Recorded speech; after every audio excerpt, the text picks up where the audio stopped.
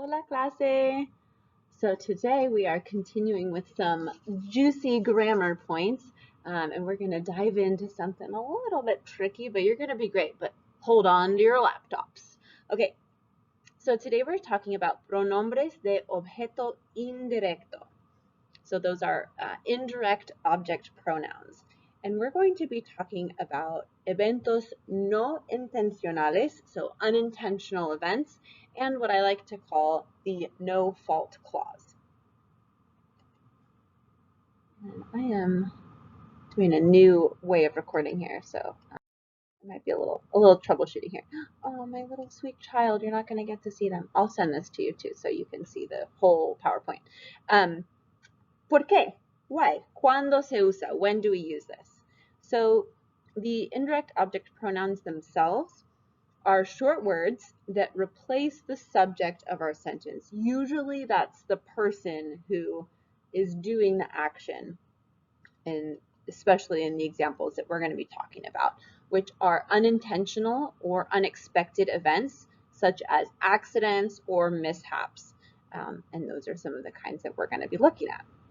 So the first thing I'm going to have you make note of, see the little symbol here. I don't know if I have a little tracker here, a little laser. Let's make it purple. Wow.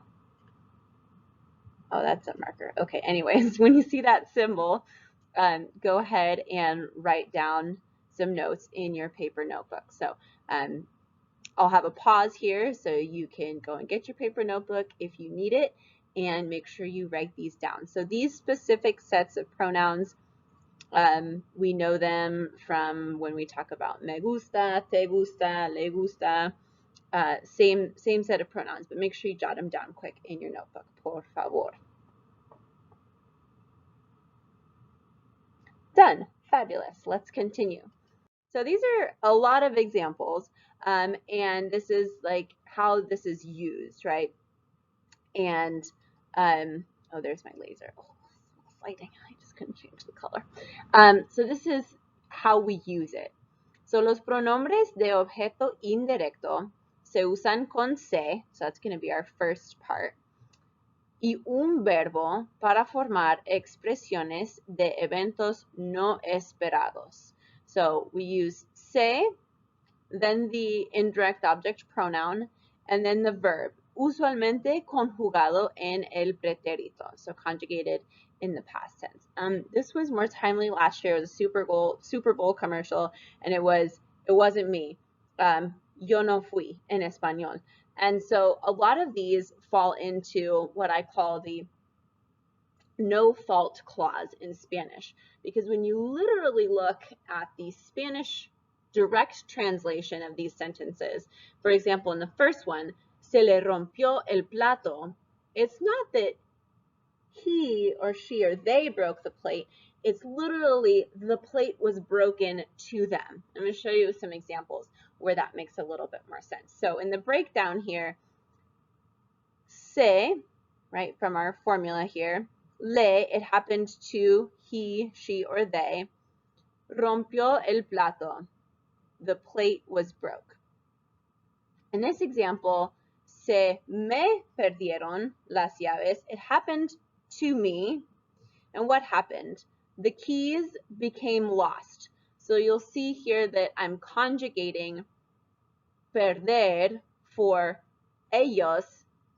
I'm talking about myself though. It happened to me because I'm conjugating that verb for las llaves, right?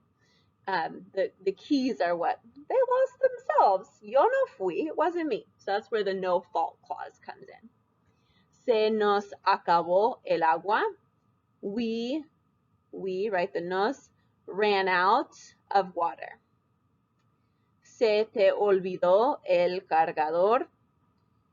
You forgot, you, te, forgot your charger. Literally, your charger was forgotten to you. So, no es tu culpa. It's not your fault. Se les cayeron los libros. They dropped the books. Oh, I got a little vosotros in here. Se os descompuso la computadora. Your computer broke. Okay. So you're going to try some of these, and you have all the pieces here. The person who it happened to, the verb that took place, and the object. So we're going to follow that model. You'll see here I've given you the pretérito conjugations in case you need to jot those down. So I will, oh, I can't go back. No. Oh, PowerPoint. I'll go back and pause that so that you can see it and then you can go back to it on your Edpuzzle. I'm really sorry. Like I said, trying something new. Yeah, that's really a bummer. I wonder if is there any way I can fix this? There is not. Okay. Anyways, those are some examples. Remember that when you look at them, you're going to be conjugating that verb for the object that was lost or dropped or what have you. So you're going to work on those. And then on the next slide, which I won't switch to yet because I'm going to give myself time to pause this so you can copy down these conjugations if you need them, we'll check over your answers. So again, looking back at that formula, you need the se.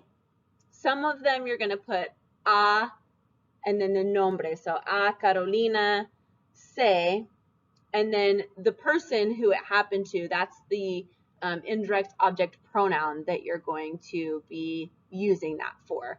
So gosh, I really wish I could go back so I could show that to you. No, I don't know what to do. I'm sorry. So these are the examples now done. So if you didn't get them all, don't worry. We're going to go through them together. So we have Héctor se le quedó en casa la música. So we have Héctor. So for that reason, I have le. We're talking about la música. So we have quedó. On this one, you can put a mí. You don't really need it as much because you're not talking about like a named person. Se me already tells you it's me. Se me quemaron los frijoles. Quemaron because I'm conjugating for los frijoles. A ti, again, you don't really need it. Se te olvidó invitar al director. Just like when we do me gusta and me gustan, a verb is going to be singular. Yeah, so I'm using the ellos, ellas, ustedes conjugation. A Elena y Samuel se les rompieron los vasos.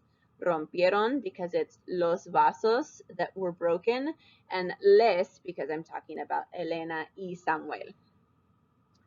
A Raquel se le perdió el dinero para comprar refrescos. A Natalia y yo, that makes nosotros, se nos olvidó hacer la tarea. Here, because the nosotros isn't named, you don't really need it again, so you can just say, se nos acabó la comida.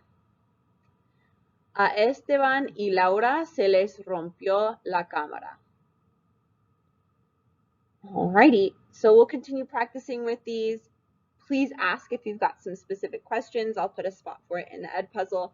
And if you look around, oh look, there's Senora in real life. It's like a double teacher. What? So you can ask that weird lady over there too. Maybe she can help you.